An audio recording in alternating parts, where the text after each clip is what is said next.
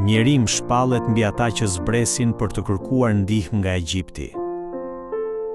Megjithatë, Isaia shprehet se ata zbresin në Egjipt. Këtu shprehja zbresin nuk nënkupton vetëm një lëvizje gjeografike.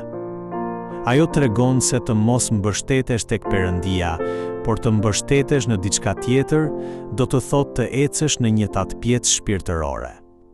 Kjo është rënja shpirtërore dhe, në fund, është një rrugë që e përkeqëson edhe më shumë situatën tonë.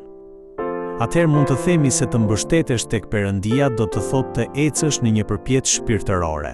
Të rritesh shpirtërisht nuk do të thotë të mbështetesh në forcën dhe mençurinë tënde, por të shikosh tek Perëndia në çdo moment, t'i besosh atij dhe të jetosh duke u mbështetur tek ai.